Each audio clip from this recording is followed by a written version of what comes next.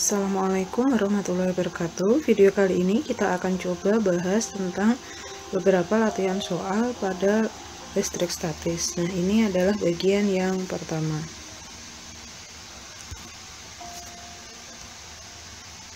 Di sini, perhatikan gambar struktur atom berikut ini. Partikel penyusun atom yang ditandai dengan angka 1, 2, dan 3 adalah, kita lihat di sini bahwa 1 dan 2 itu ada di inti.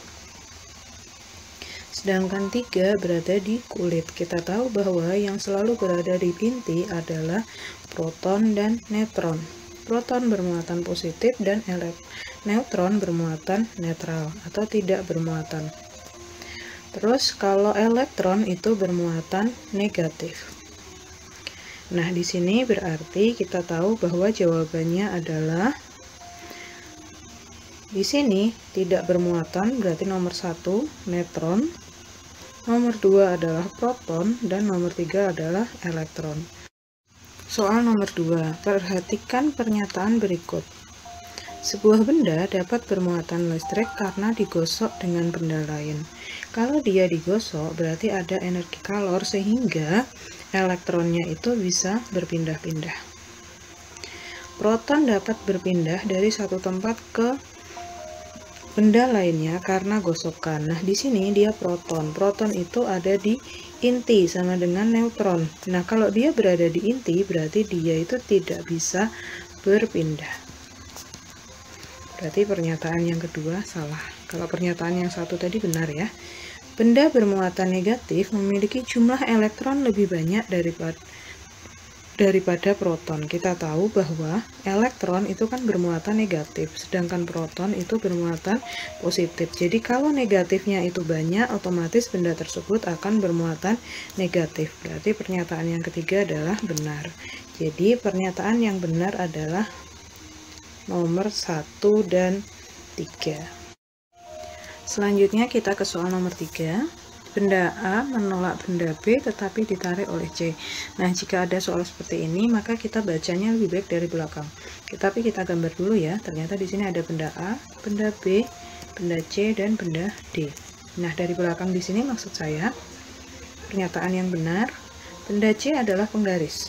C sama dengan penggaris. Berarti dia itu terbuat dari plastik yang digosok dengan kain wool. Kita tahu bahwa ada PWN. Plastik digosok dengan wool, maka dia akan bermuatan negatif. Plastiknya akan negatif, kenapa?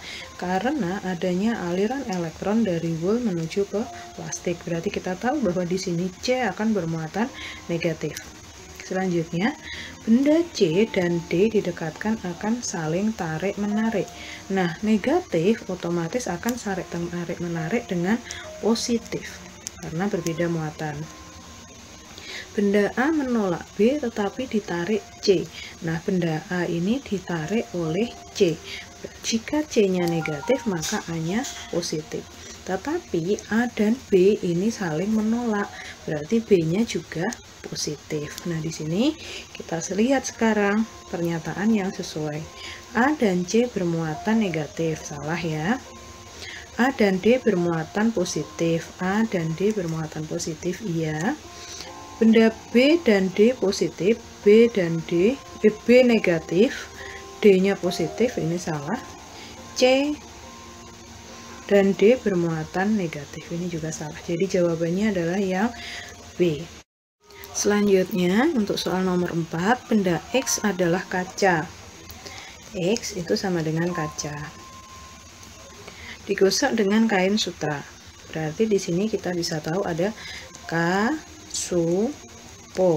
Kaca digosok dengan sutra akan bermuatan positif. Kenapa? Karena elektron kaca menuju ke sutra. Sedangkan Y adalah balon yang sudah digosok dengan kain wool. Jika balon ketemu dengan wool, ini kita bisa menggunakan prinsip PWN. Plastik wool akan negatif. Jadi balonnya akan negatif karena adanya elektron yang berpindah dari kain wool menuju ke balon. Nah, sekarang kita bisa tahu bahwa Y tadi kan balon. Y-nya berarti dia itu balon yang akan bermuatan negatif, dan kaca akan bermuatan tadi setelah digosok dengan sutra adalah positif. Bila X dan Y didekatkan, maka mereka otomatis akan saling tarik menarik karena muatannya berbeda, positif dengan negatif. Nah, di sini A atau B? X bermuatan positif, Y bermuatan negatif. Di sini benar. Nah, di sini X yang bermuatan negatif, berarti di sini salah. Otomatis jawaban nomor 4 adalah yang A. Selanjutnya kita ke soal nomor 5. Perhatikan gambar berikut. Di sini ada handuk, ada penggaris plastik. Nah, handuk itu sifatnya mendekati wool. Nah, berarti bisa pakai PWN. Plastik wool akan negatif. Kenapa? Karena ada elektron berpindah dari wool menuju ke plastiknya, atau dari handuk menuju ke plastik. Nah, di sini berarti setelah kedua benda digosok, apa yang akan terjadi? Maka handuknya, kalau di sini plastiknya negatif, maka handuk atau woolnya akan bermuatan positif. Kita lihat di sini handuk akan bermuatan positif, berarti opsi A atau B. Dan penggaris akan bermuatan negatif. Alasannya kita lihat dulu, elektron berpindah dari handuk ke penggaris. Oke. Selanjutnya kita ke soal nomor 6. Partikel X, Y, dan Z berturut-turut adalah di sini X berada di kulit, berarti dia pasti elektron. Nah, untuk yang inti atom berisi proton dan neutron. Nah, di sini kita tahu bahwa Z-nya muatannya atau dia lebih mendekati elektron, berarti Z-nya ini bermuatan positif, dan Y-nya yang berwarna hitam ini cenderung jauh atau diam saja, berarti dia akan netral. Berarti kita bisa tahu bahwa protonnya adalah Z dan di sini Y-nya adalah neutron. Berarti X-nya adalah elektron, Y-nya adalah neutron, dan Z-nya adalah proton. Jawabannya yang D. Untuk soal nomor 7, benda P digosok dengan Q sehingga P kehilangan banyak partikel X. Berarti di sini P akan bermuatan positif. Kenapa? Karena partikel X-nya adalah elektron. Dia kehilangan elektron, berarti dia itu akan bermuatan positif yang menuju benda Q. Berarti Q-nya akan bermuatan negatif karena adanya aliran elektron dari P menuju ke Q. Maka secara keseluruhan muatan kedua benda adalah P bermuatan positif dan Q-nya bermuatan negatif. Opsi yang B. Untuk soal nomor 8, fenomena pada soal nomor 7 dalam kehidupan sehari-hari. Nah, tadi kita tahu bahwa P-nya adalah positif dan Q-nya adalah negatif. Kenapa? Karena adanya aliran elektron dari P menuju ke Q. Nah, di sini dimisalkan bahwa P adalah kaca dan Q adalah sutra. Kita tahu ada kasupo. Kalau kaca digosok dengan sutra, maka kacanya akan bermuatan positif. Otomatis sutranya akan negatif. P-nya adalah batang kaca, Q-nya adalah sutra. Maka di sini benar. Jadi opsi yang benar adalah opsi yang A. Coba kita cek untuk yang B jelas salah. Di sini karena kebalik.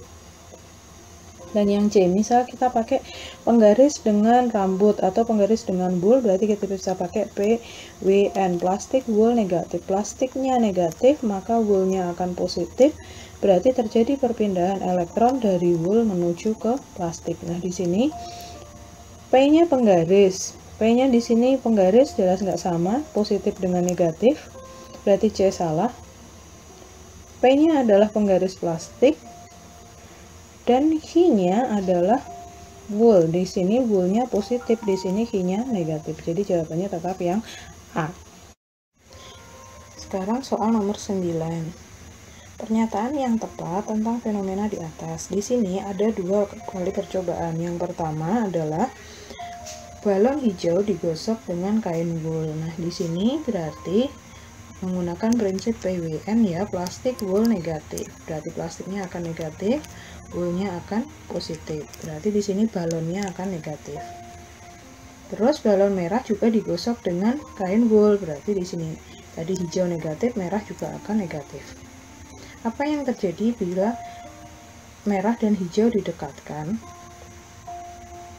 Maka di sini otomatis dia akan tolak menolak karena sama-sama negatif. Kedua balon bermuatan positif berarti enggak, kedua balon bermuatan positif enggak. Yang C, kedua balon bermuatan negatif iya dan menghasilkan gaya tolak menolak. Oke, yang soal nomor 10 masih dengan percobaan yang sama. Tadi berarti semua balon bermuatan negatif.